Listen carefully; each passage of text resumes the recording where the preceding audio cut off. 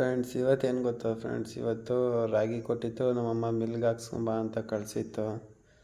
ರಾಮಲ್ಲ ಮಳ್ಕೊಂಡಿತ್ತು, ಹಿಂಸೆ ಕೊಡ್ತಿದ್ದೆ, ಬಾ ಹೋಗೋಣ ಅಂತ. ಪಾಪ ಸಾಕಾಗಿ ಮನೆಗಿತ್ತು. ಯಾವತ್ತೋ ಒಂದು ದಿವಸ ರಜೆ ಸಿಗುತ್ತೆ ನೋಡಿ ಹೆಂಗೆ ಆಡ್ತದೆ ಅಂತ. ಬರಲ್ಲ ಅಂತಂದ್ರೆ ಹಿಂಸೆ ಕೊಟ್ಟು ಎಳ್ಕೊಂಡೋಗ ತಕ್ಕ ಬಿಡಲಿಲ್ಲ, ಯಾಕೆ ಹೊರಟ್ಬಿಟ್ಟೆ. ಅಲ್ಲಿ ರಾಗಿ ಮಿಲ್ ಹತ್ರ ಬೈತಾಯಿತ್ತು ನನಗೆ. ರಾಗಿ ಎತ್ತಿ ಮಿಷಿನ್ ಒಳಗೆ ಹಾಕು ಅಂತಂದರೆ ಬಕೆಟಲ್ಲಿ ಹಾಕ್ತಿತ್ತು. ಅದಕ್ಕೆ ನಾನು ಬೈತಾಯಿದ್ದೆ. ತಿರ್ಗಾ ನನಗೆ ಬೈತಾಯಿತ್ತು ಫ್ರೆಂಡ್ಸ್, ಎಷ್ಟು ಹೇಳಿದ್ರು ಕೇಳಲ್ಲ.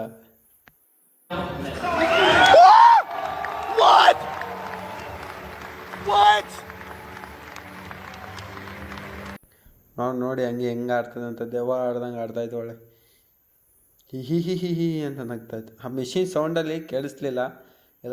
ಇಲ್ಲ ಅಂತಂದರೆ ಆ ವಾಯ್ಸ್ ನಿಮಗೆ ತೋರಿಸಿ ನಾನು.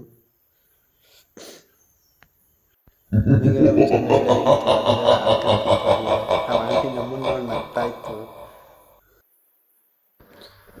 ಅದಾದಮೇಲೆ ತಿರ್ಗಿ ಹಂಗೆ ಒಂದು 10 ನಿಮಿಷ ಹಿಂಗೆ ಕಾಮಿಡಿ ಮಾಡಿಕೊಂಡು ನಾವು ಹೊರಟು ಮನೆ ಕಡೆ ಹೋಗಿ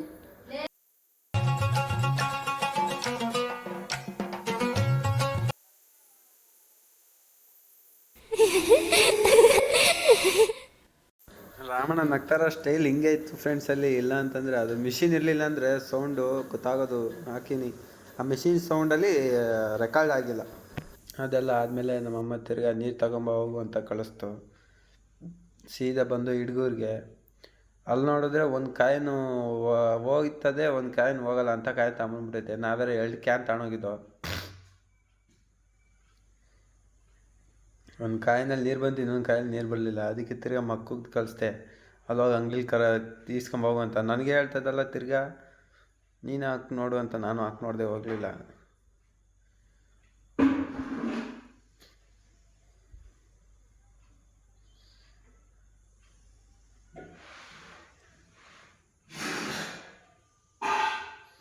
ಬರೀ ಮಾಡವೆಲ್ಲ ಇಂಥದ್ದೇ ನಮ್ಮ ರಾಮಣ್ಣ.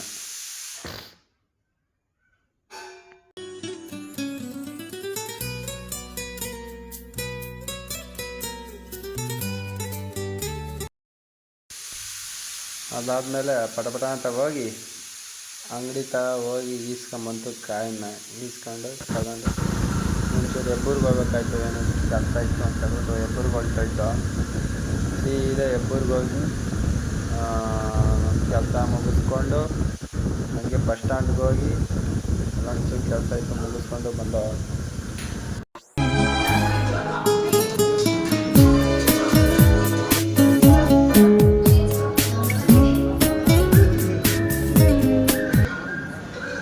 ಬಸ್ ಸ್ಟ್ಯಾಂಡ್ ಸುಮ್ಮನೆ ಹಿಂಗೆ ಒಂದು 5 ನಿಮಿಷ ಟೈಮ್ ಪಾಸ್ ಮಾಡಿಕೊಂಡು ಬಸ್ ಸ್ಟ್ಯಾಂಡ್ ನೋಡ್ಕೊಂಡು ನಿಧಾನಕ್ಕೆ ಹೊರಟ ಫ್ರೆಂಡ್ಸ್ ತಿರ್ಗಾ ಮನೆ ಕಡೆ. ಇವತ್ತಿನ ವೀಡಿಯೋ ಇಷ್ಟ ಆದರೆ ಸಪೋರ್ಟ್ ಮಾಡಿ ಅಂತ ಹೇಳ್ತಾ ಮತ್ತೆ ಸಿಗ್ತೀನಿ. ಓಕೆ, ಬಾಯ್.